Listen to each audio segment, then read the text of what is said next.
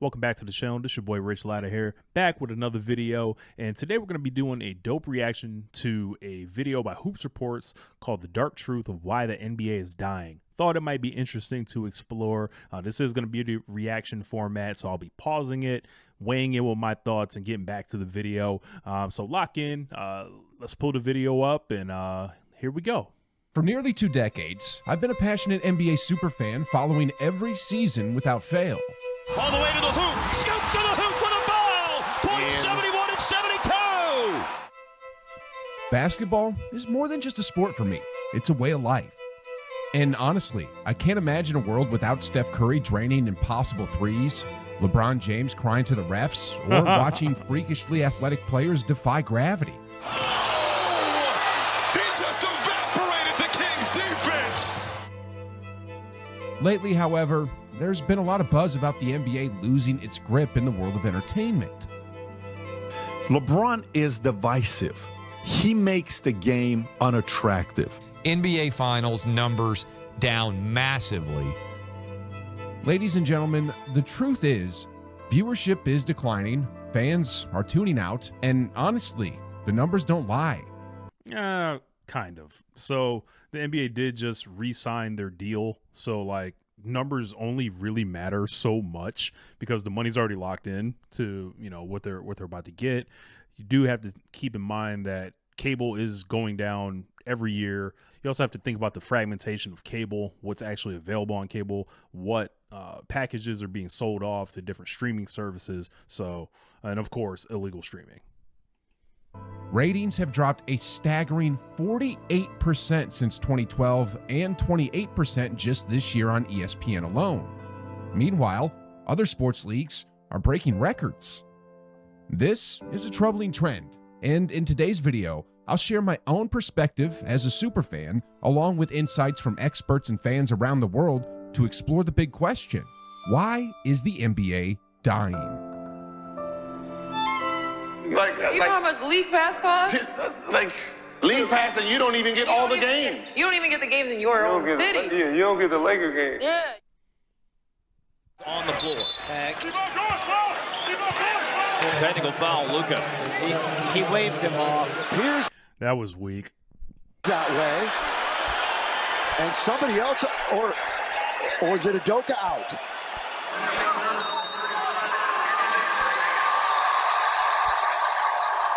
And Westbrook sneaks inside. 7 for Westbrook. Technical foul on Westbrook. Yeah, man. Some of these texts on here are a little weak. I love seeing players be able to show emotion, but it feels like it's been a long time since that's really been allowed or encouraged. You know, of course, aside from Draymond Green, who, you know, kind of figured out you get that first tech. They're a little bit hesitant to give you that second one. You know, you can get a tech for anything, and that kind of stinks because, you know, you're risking your player getting ejected out of the game.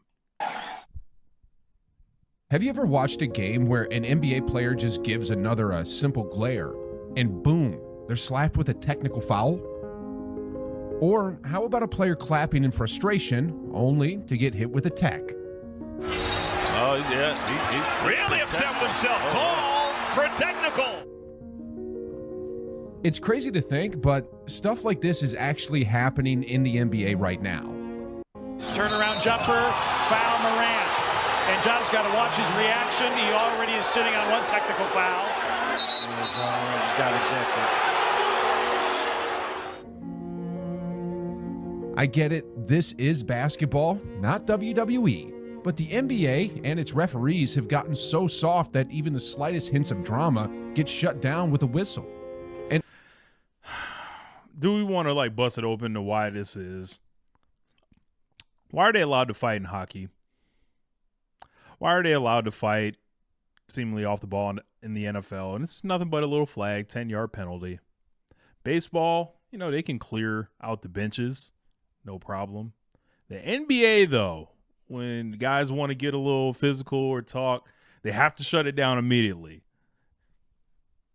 I would love to know why we're not able to fight. Just like Joe Mazzulla said, there needs to be some more fighting allowed, I think, in the league, because it really only seems like there's one reason why these guys are not allowed to fight, or it looks a certain way when they do.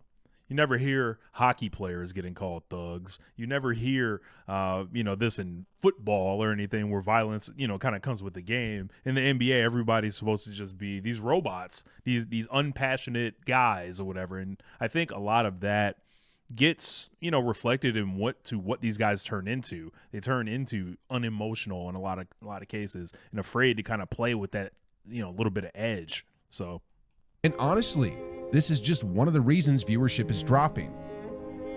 Because here's the thing, drama sells. Pretty play, a 9-1 run, Minnesota. Oh, come on, man. No way.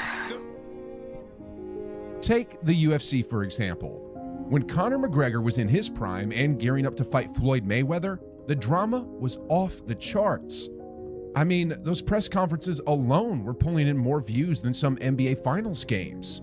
Them press conferences were absolutely absurd. I know Hoop Reports is making a point about that, but some of those things were just way beyond the pale. So, like, I don't think it needs to swing to that extreme either. Don't believe me? Check this out. The Toronto press conference for Mayweather. 8.4 million YouTube views is not the same as 8 or whatever television views are. YouTube views are largely unaccounted for how long, someone watches. We don't know the true value of, the minutes, on YouTube as compared to what it says on there, because that could just be a couple seconds. And people really get duped by, YouTube numbers all the time. Versus McGregor racked up 8.4 million views on YouTube alone. Now, compare that to the 2020 NBA Bubble Finals. This isn't an accurate comparison at all, because internet views, like, we don't know how long those are measured. So they could just click right off and still count it as a view. It's a little bit different in the television world. So I don't know if Hoop Reports is aware of that. I've been well versed in learning about ratings through my following of professional wrestling with WWE, AEW, and there's a huge fan war essentially to talk about the ratings of the other shows. So you kind of got to learn this stuff, because people will pull out janky numbers that don't really mean anything, just as a gotcha. And for those that are uninformed, it can get confusing. Averaged just 7.4 million viewers. That's the power of drama, and yet the NBA wants no part of it. For example, Giannis got a technical here for simply looking at Al Horford after a dunk. Jason Tatum got hit with one here for just hanging on the rim after making a big play. And then here's Jokic, the league's best player, getting ejected over, well, basically nothing. This will be a technical. You know what it is, refs, this has been like this ever since Rasheed Wallace. I remember at one time he was just staring at the ref. It's like intimidation. That's kind of what the refs are doing. You're not going to intimidate me. You're not going to stare me down like you're going to do something to me. Jokic ran 3 or 4 seconds just staring down the ref. That'll get you. That's just what it is. Does it suck? Yeah, but at this point, this has been established for 20 years now. It's kind of Jokic's fault. So, and I don't know if that's a excuse why it's dying, because like I said, it's been happening for so long. It's kind of baked in at this point. Oh, they threw Jokic out of the game. I get that the NBA wants to avoid another Malice in the Palace incident, but this complete lack of drama and technical fouls at every corner is turning fans away. Bulls fans booing the refs for ejecting Jokic shows how bad of a call it is. My dad took my 9-year-old nephew to his first basketball game, and his favorite player got ejected early in the third for nothing. This is absolutely disgusting. And this one, which perfectly sums up the 2025 season. Refs got more highlights than anybody that got drafted this year. That's outrageous. What happened tonight, this is completely BS. This is shame. Officials who are... I love that coach of the Raptors. I forgot his name. But there's a soundbite that gets clipped up all the time where he's like, it's an absolute crap. And he's talking about the refs. It's awesome. too quick to blow their whistles, eject players, or change the outcome of games while eliminating any possible drama are just one of the many reasons NBA viewership is in a free fall. We've got breaking news. LeBron is a Laker. Breaking news. Here we go. Kevin Durant is headed to Phoenix. Portland is sending Damian Lillard to the Milwaukee Bucks. Giannis and Dame, that is a scary thought. Piggybacking on my earlier point about the lack of drama, another reason NBA viewership is dropping is the complete lack of heated rivalries. The other thing is the rivalries with the NBA. I'm not going to hold you. I want that. I miss that. I liked it when people didn't like each other and was really trying to go at each other.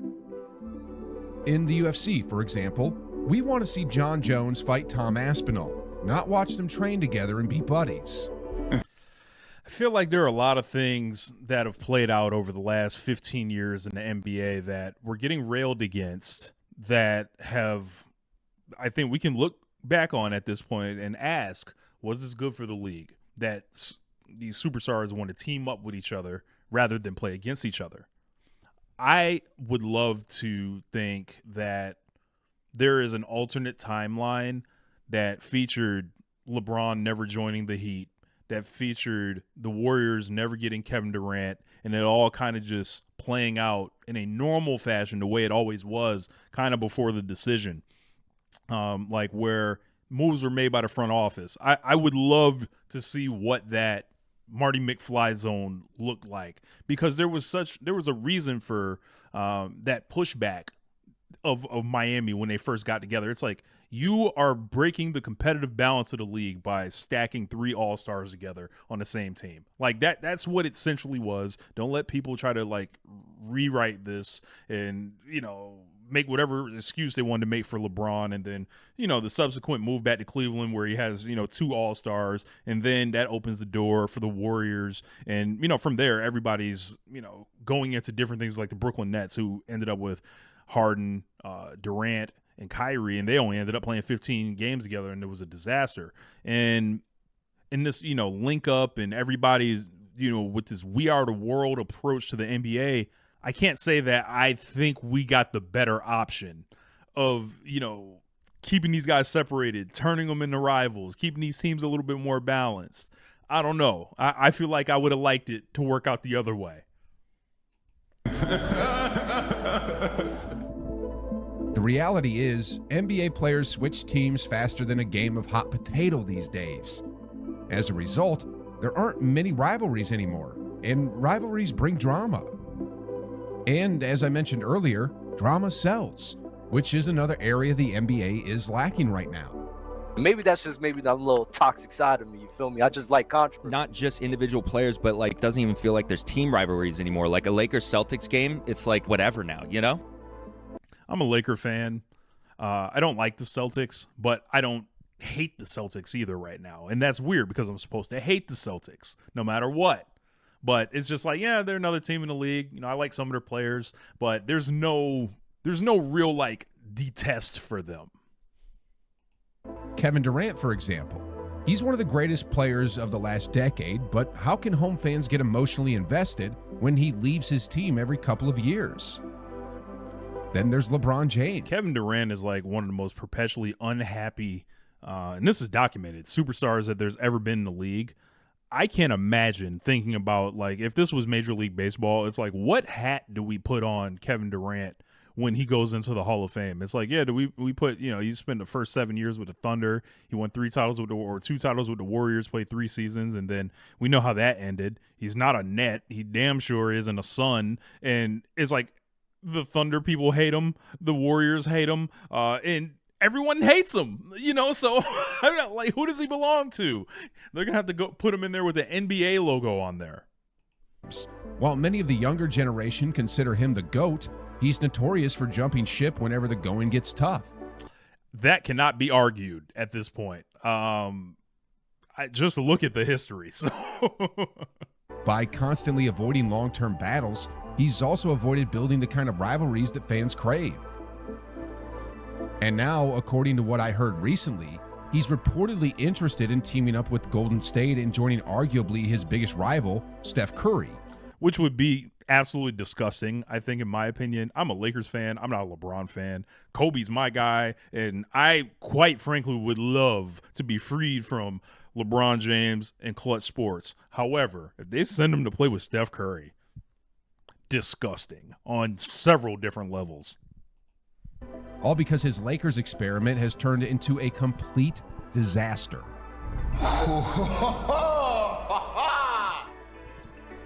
Where's the loyalty? Where's the drama? Then, like I said, whenever young players try to create rivalries, like Jalen Green and Cade Cunningham, the NBA is quick to blow the whistle and put out the fire immediately.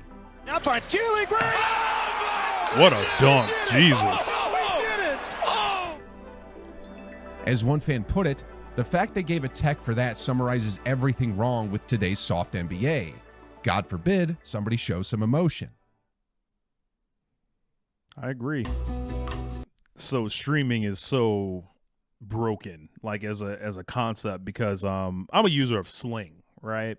And when I get on there, I think I pay for the sports package. I'm not sure. So like the fact that I'm a person that's kind of unsure what he has, take that for what it's worth. I click on and I'm like, nope, that game's locked. Nope, this game is locked. Nope, this game is locked. Or it's like on Amazon, or it's somewhere else on a channel I don't get. In the old days, if you had cable, you could just kind of see it. You could see NBA TV. It might not be available on whatever tier you're on. And I think that hurts the league. Dropping.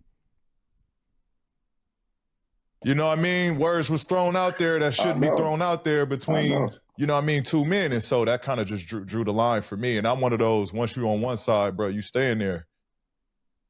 You might be wondering why I included that clip of Paul George on his podcast, where he shares why he's no longer a fan of Chris Paul, in a video titled, Why the NBA is Dying.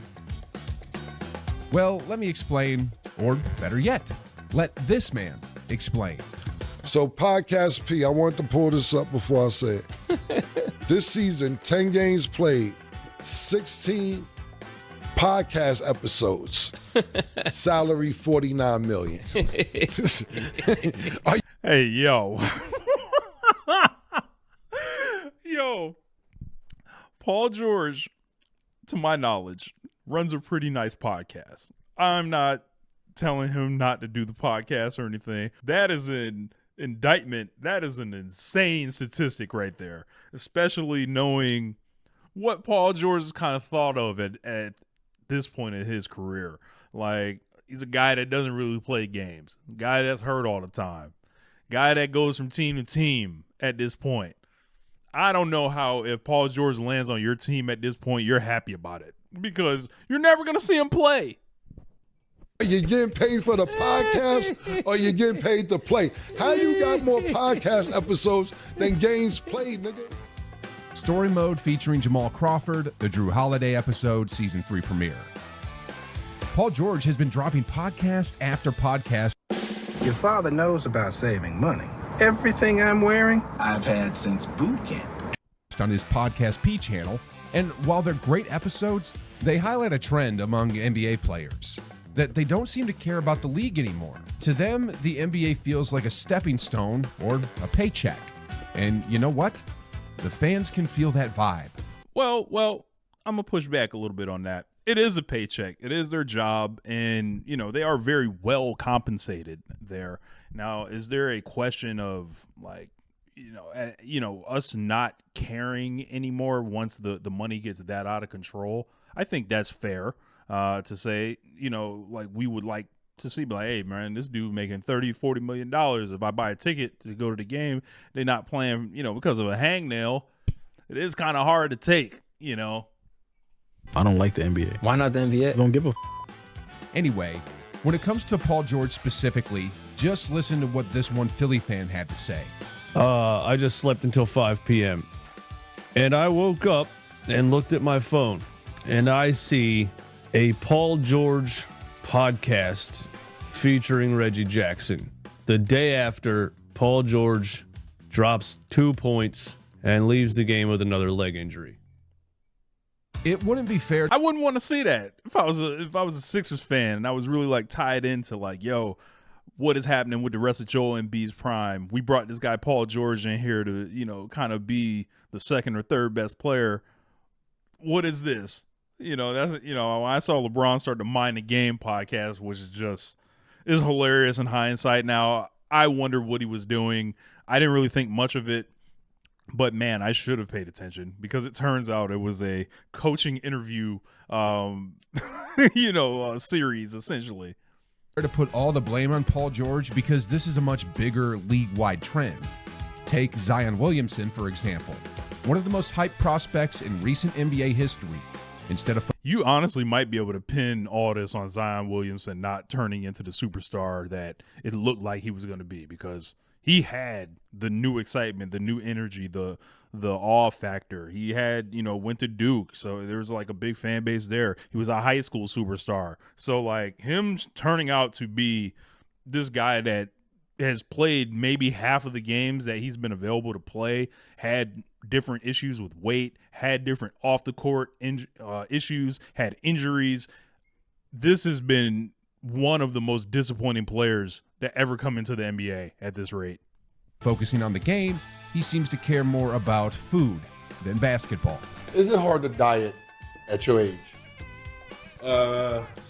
Be honest. Since it's you, I'll be real. There are times when I will say that, man, that shit hard. It's hard, man. Like 20, 22, got a lot of money. It feel like all the money in the world, man. Then there's Ben Simmons, once hailed as the. I take that back. How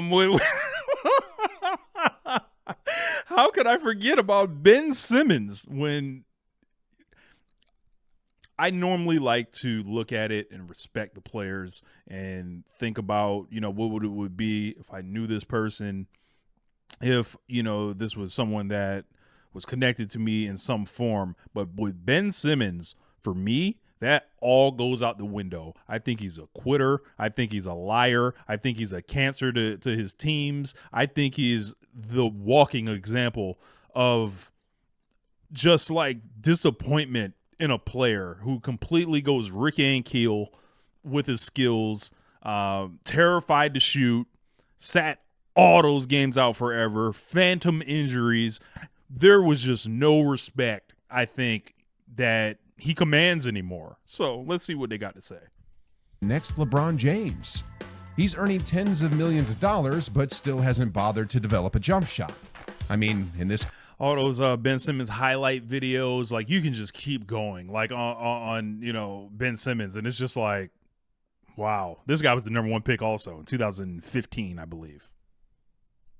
Clip, he misses practically every mid-range jumper. And let's not forget the countless other players who just show up to play, but don't seem to care whether they win or lose. In the NBA, you lose, you still getting money. And I know for sure, like, after you lose, you're like, damn, I lost. You be hurt. Look at your bank account, $35 million. College, you really lose, you're done. That's it.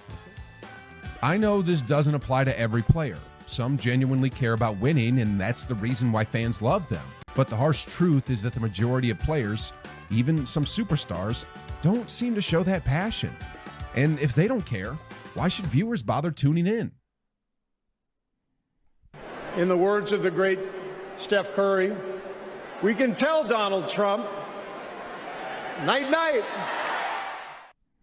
I'm not here to dive into politics, but another big reason the NBA is losing viewership is its polarizing stance on political issues. Me and my friends call each other that all the time. I don't really buy this because, we see what the UFC does. Like they clearly have a form of politics they don't mind showcasing. So I don't ever hear anything about we need the politics out of sports or that. So I don't know. His friend though, I don't want to see that on the note. He's not my friend. Again, I'm not picking sides or saying which side is better, but the reality is when the NBA chooses one side of the political spectrum, they alienate the other side of their viewers. If there's a poll I'd be interested in is the following. What percentage of MLB players give to the left and the right? What percentage of NHL players give to the left and the right? NBA and NFL. Which one do you think is going to be majority of the money being given to the left? NBA. I don't know if it's safe to assume that. just because there are so many different walks of life in all the sports. And you have people that want to either try to assimilate one way or the other. I don't think it's as guaranteed as my guy in the video is saying right here.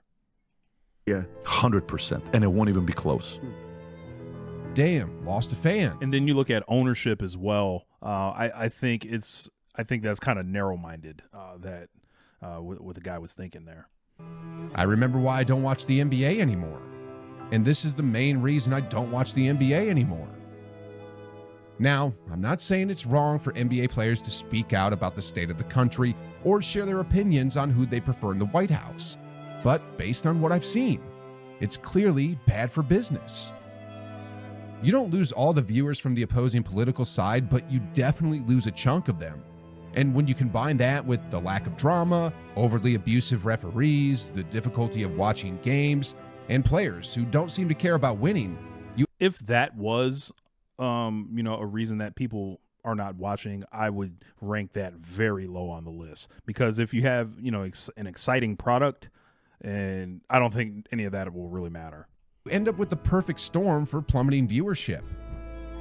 Oh, and I haven't even touched on the three-point shooting yet, which has made some games almost unbearable to watch. The three-point shot was revolutionary when Steph Curry came out of nowhere, hitting impossible shots from half court. It was exciting, it was fresh.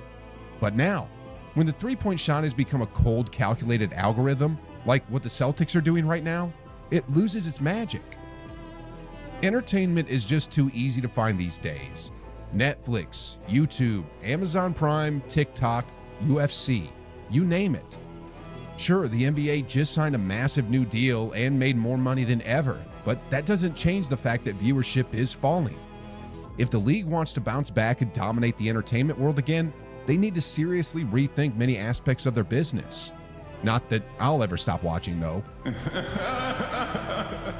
All right, that was the video from Hoops Report. Shout out to them once again for putting together a video. I think the problems for the NBA come down to the lack of new superstars that people are actually interested in. We can throw numbers up all day as far as like what these players are accomplishing, statistically, and say, oh, we've never seen anything like this. This is amazing, right? Isn't it? But if those people don't like resonate with the viewers, we're not going to have, an exciting NBA. Maybe we're just in the 1970s. We're not getting repeat champions. We don't particularly have likable superstars in the league, aside from, like Steph Curry and I don't know. Either guys are corporations like LeBron, very divisive there. Kevin Durant, also, who would like him? Joel Embiid, same thing. A lot of foreign players who the average American consumer just feels like they don't connect with for whatever reason. Jokic just isn't like a huge personality to connect with or something like that. I don't know, man. Like I think we just have to hope that some dynasty springs up that's not the Celtics, because Celtics hate is another video altogether. But I think the major problem is the next generation of stars have not connected. And until they do, the NBA will continue to free fall. And once LeBron retires, once Steph retires, once Durant retires, American basketball is going to look a lot different. We're going to need LaMelo Ball to go crazy. We're going to need Anthony Edwards to go crazy. And the league's got to look at like different rules, to temper some of the things with three-point shooting. I love the three-point shooting. I think it's a skill, but it also I think there's no strategy that should not have a counter. And if coaches cannot counter the three-pointer or the excess amount of three-pointers, the league needs to legislate that. So anyway, my name is Rich Latta. What do you think about the NBA? Let me know in the comment section. I'll holla at y'all. Peace.